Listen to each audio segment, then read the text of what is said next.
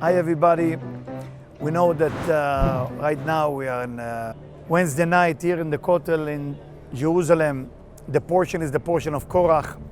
And we know the whole idea of Korach was the whole disagreement that he had with Moses. And the idea that we explained that basically it was a war between the Levite.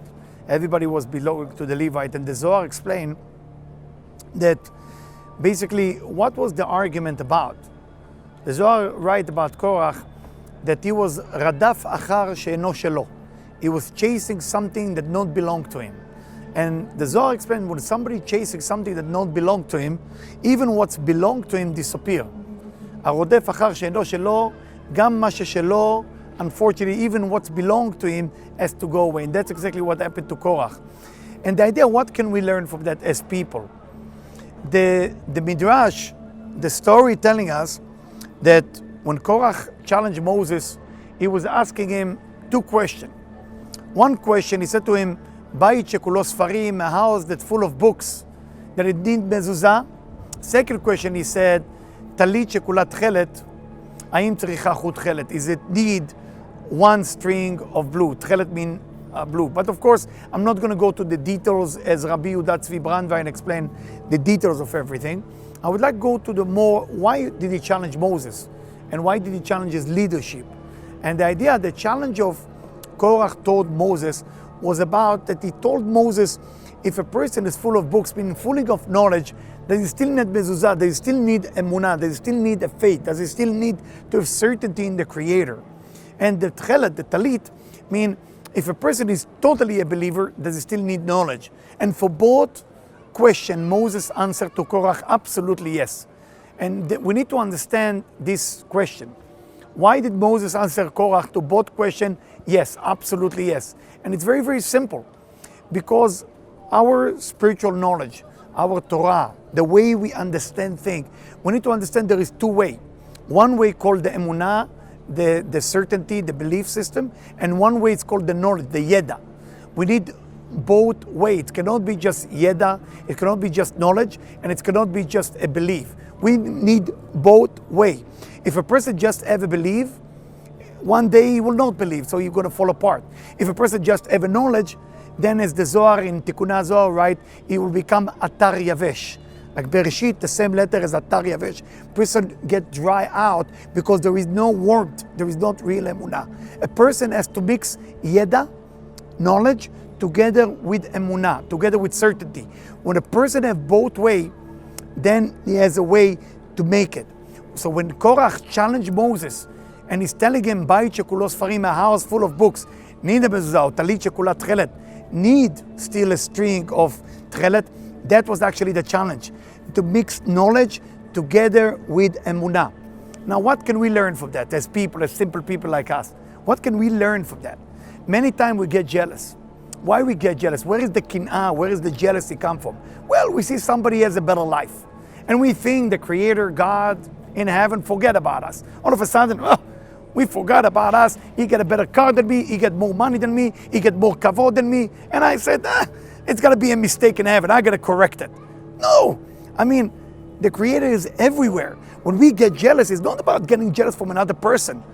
The punishment of jealousy is jealousy itself. If I'm finding myself get jealous from another person, it's not because jealousy from a manners point of view is bad. No, it's because at that moment I'm losing faith. I'm losing certainty in the Creator, in God.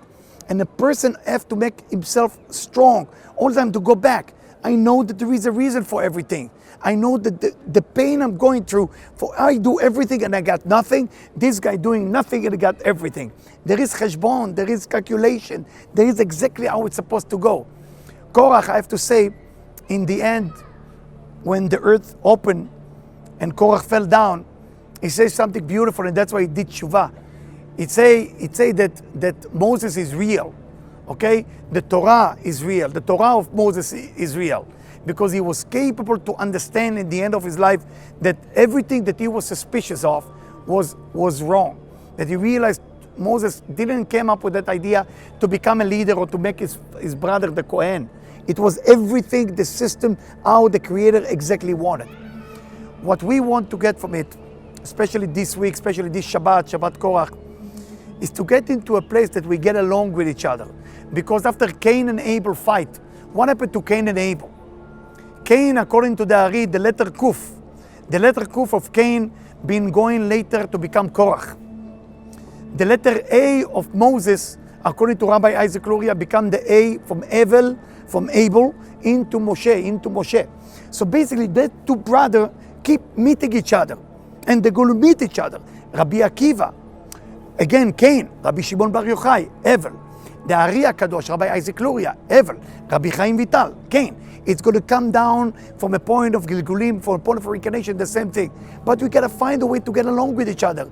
Evel from the Evel Apeh, the way we speak.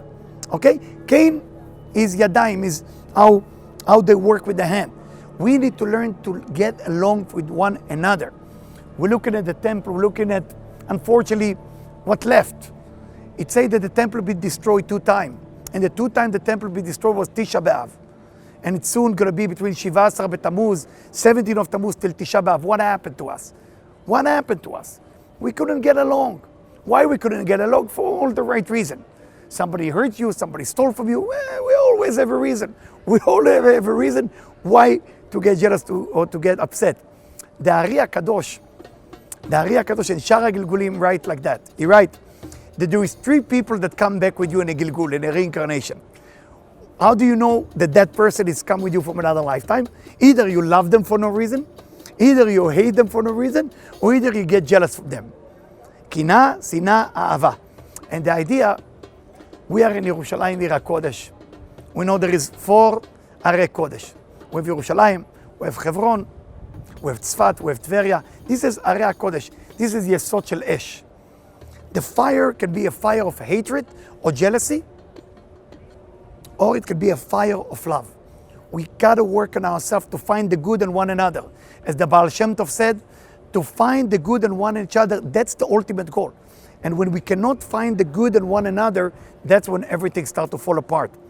The Baal Shem Tov work on the heart of people, the Ari HaKadosh work on the brain of people. We need to get to a place that we see the good in one another. And it's very difficult sometimes when somebody hurting me to see the good in the other person. I want to wish all of you watching it just Shabbat Shalom. And we're getting into Shiva Asar B'Tammuz, so forgive each other, see the good in one another, and all the best. Thank you.